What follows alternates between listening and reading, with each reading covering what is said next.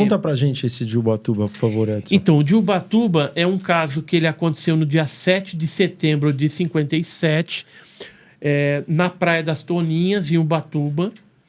E esse objeto, ele explodiu, em certo momento ele explode. As pessoas que estavam na praia, pescadores, turistas, né, naquela época, passando o feriado de 7 de setembro, acabam vendo a explosão. E aí alguns fragmentos chegam até a praia. Só que estavam quentes. Aí esperaram esfriar aquela coisa toda, pegaram esse material. Achei aqui, ó. Esse aqui é alguns fragmentos do material do OVNI de Ubatuba que explodiram. Esse aqui é um jornalzinho também de lá que publicou uma matéria.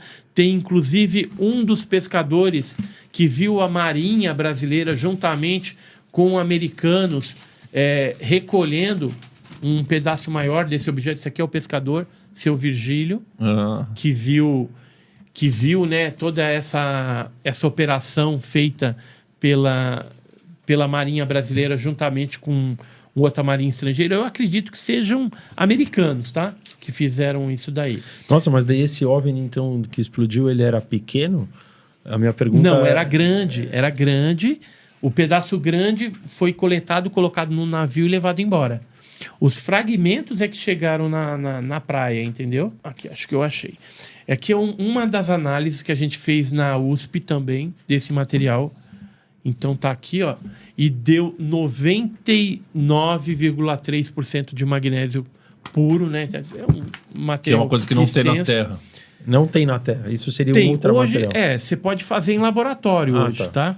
Mas aqui são matérias da revista O Cruzeiro antiga que publicaram sobre isso. Aqui é uma análise que foi feita no Ministério da Agricultura brasileiro sobre esse caso. Agora, assim, a NASA diz que não tem nada, que não sabe de nada, que não sei o quê. Nós conseguimos um laudo da NASA de 1981 deste caso de Ubatuba. Caraca, e aí? Isso aqui a gente conseguiu com um professor da FGV de São Paulo, que ciceronou um pesquisador da Universidade de Stanford, que veio para Ubatuba investigar sobre esse caso, isso em 1985. E aí ele ciceronou e ele já tinha feito várias análises. Análises na Caltech, em outras universidades francesas. Em Stanford também foi feita uma análise isotópica em 1976.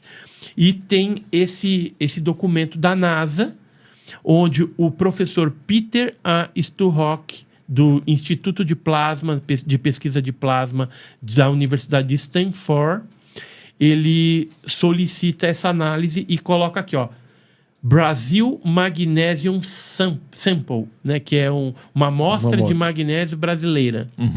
Né? Tá aqui. Sim. E aí eles fizeram esse documento da amostra do caso lá de Ubatuba, né? Que sensacional. E o caso de Ubatuba, ele teve o recolhimento desses fragmentos também pela Marinha, pelo Exército. E eu, alguns anos atrás, recebi alguns fragmentos, 4 fragmentos, do filho de um militar do Exército que guardou isso. Ele ajudou a recolher e guardou uns no bolso.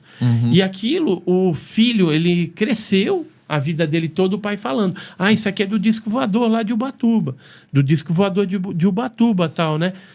E aí, quando o pai dele morreu, o filho achou uma petição minha, que eu tinha feito junto ao Exército, e pela Lei de Liberdade de Informação. Então, ele achou lá, sei lá, fuçando, achou.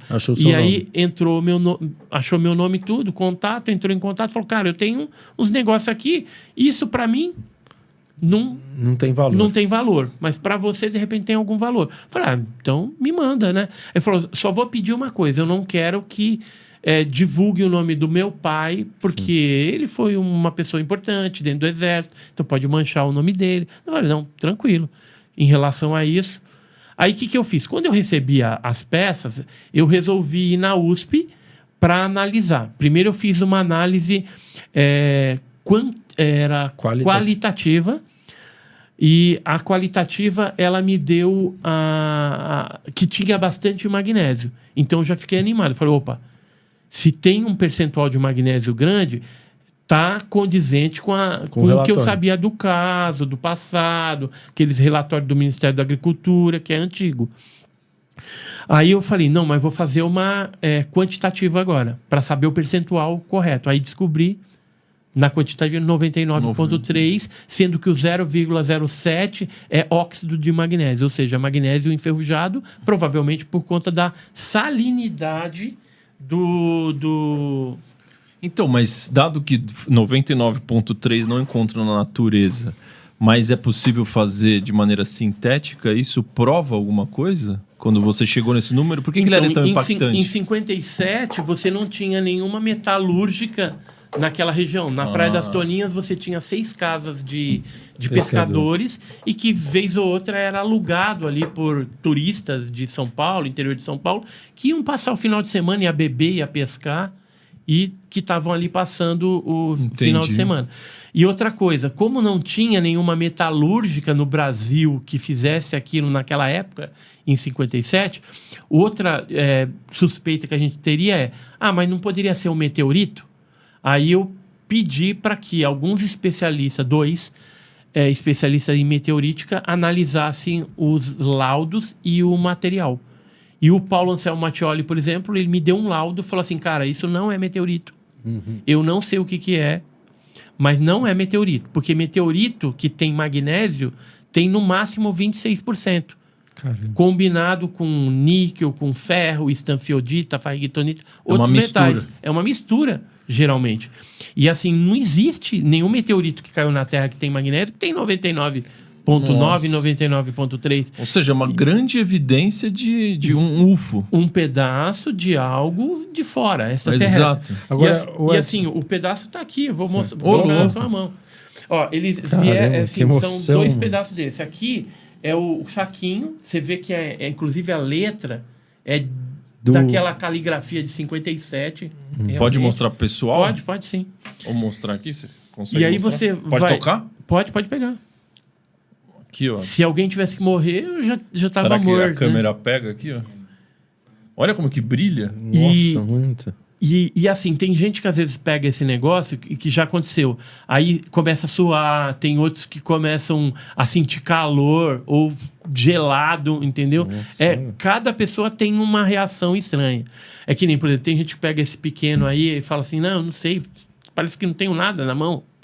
Né? O negócio esquisito, põe no meio da sua mão. Aí fala, parece que eu não tenho nada na mão. Pra sentir uma energia, assim. Vira a cara assim, faz assim, parece... Não, mas não tem nada aqui. Não tem nada mesmo. Caramba, incrível, hein? Olha que impressionante. Então, assim, as reações são as mais loucas. Eu não sei. Eu, por exemplo, não sinto nada, assim, mas eu já sinto uma energia. Eu já vi gente suar, entendeu? Começar a suar. E fala, não, isso tá quente, tira da minha mão. Entendeu? Tá pelando. Eu falei, que pelando nada. Aí o outro pega, não, tá gelado. Não, pega aí, põe, não, tá quente. Que loucura, hein? Negócio estranho. Edson, nossa, então aqui dúvida... é uma... Mas, pô, que coisa incrível. Eu tenho uma dúvida para você em relação... Pô, é tão maravilhoso isso tudo que você tá falando e é brasileiro, né? Um produto brasileiro. Por qual é o interesse do Brasil em não bater no peito e falar sim, encontramos, exército, governo, afins? Por que a gente tem tanto que ficar embaixo da saia dos americanos escondendo isso? Excelente pergunta. Por quê? Porque existe um acordo desde 1941 entre o governo americano e brasileiro nessa questão de OVNI. Então, tudo que a gente consegue aqui de artefatos tecnológicos relacionado a esses OVNIs não humanos e também a biologia não humana, ou seja, seres não humanos, tem esse acordo para a gente dar de mão beijada para os americanos. Porque lá atrás... As cabeças pensantes da década de 40 entenderam que os americanos teriam mais expertise para lidar com engenharia reversa, já que o caso Roswell, né, aconteceu lá em 47, então eles teriam mais experiência com esse tipo de coisa. Que é o caso Varginha deles. Só o pessoal que não sabe. Sim, é o caso Varginha deles. E aí, o que aconteceu? Durante esses anos, essas décadas todas, a gente dá tudo para os americanos. Pô, que vergonha. Né? É uma vergonha, porque a gente tem cientistas capacitados aqui que poderiam, de alguma forma, estarem trabalhando, né, essas questões e tudo mais, e de engenharia reversa, de colocando até o nosso Brasil aí na vanguarda também tecnológica, mas infelizmente a gente tem que bater continência para os americanos nessa questão ainda hoje. Mas o que eu ainda penso é que não é só uma questão do Brasil para com o americano, é uma questão do sistema, certo? O sistema, ele tem ali como pilares os governantes, então faz sentido para o sistema que não seja divulgado. E o Brasil e os Estados Unidos, ele está na mesma patamar do ponto de vista do sistema, entendeu meu ponto? Tá, e assim, não é só, por exemplo, os fragmentos de advindos de acidentes ou abatimentos de OVNIs. Eles também estão interessados no quê? Nos implantes, né? Então, o que acontece? O cidadão é levado dentro da nave, geralmente é implantado, é colocado alguma coisa nas pessoas, né? Então, esses seres estão processando esse tipo de implante. E assim, há algum tempo atrás, a gente tinha o Dr. Roger Carleir e o Daryl Sims, 2 americanos que faziam cirurgias para extração desses implantes do corpo das pessoas. Caraca. Então, o que tinha? Às vezes você tinha implante metálico, você tinha implante biológico. Só que assim, eles descobriram qual a tecnologia desse negócio que está por trás? Não.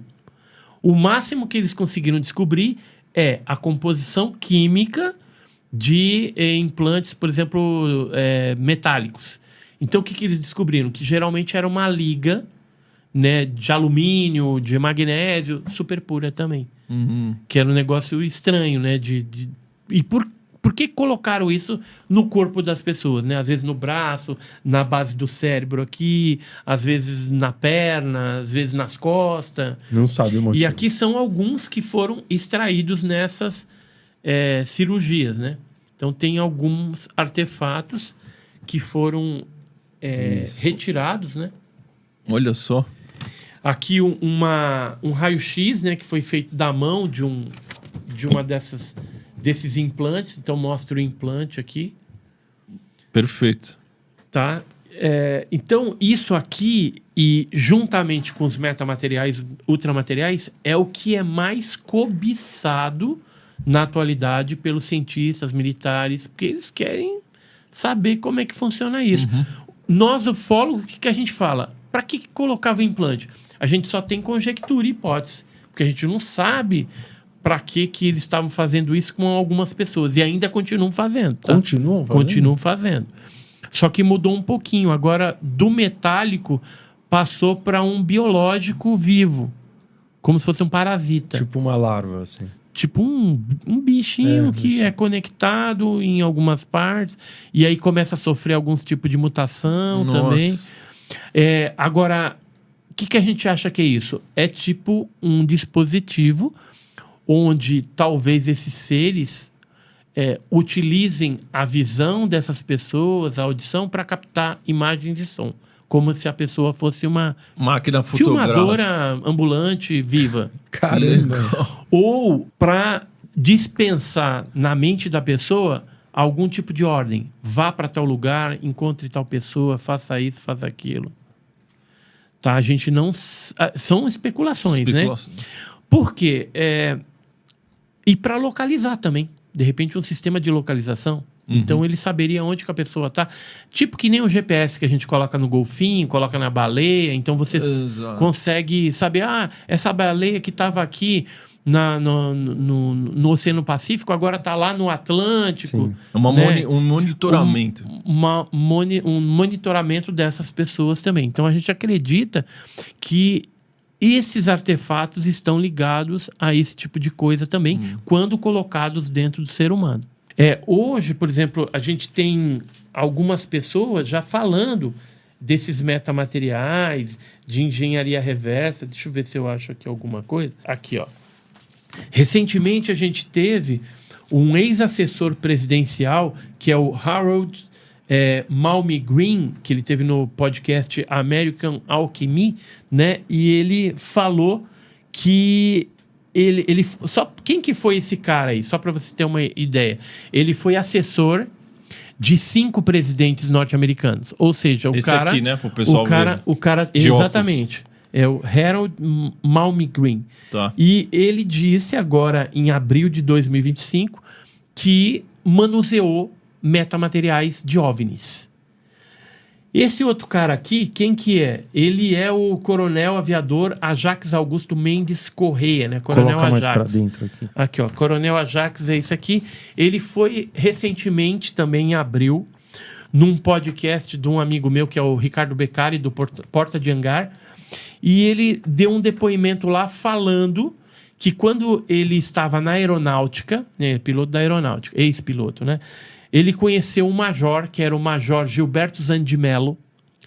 E esse major, na época, ele chefiava um departamento que pesquisava OVNIs para a aeronáutica. E a sede dele era no 4º Comar, aqui no Cambuci.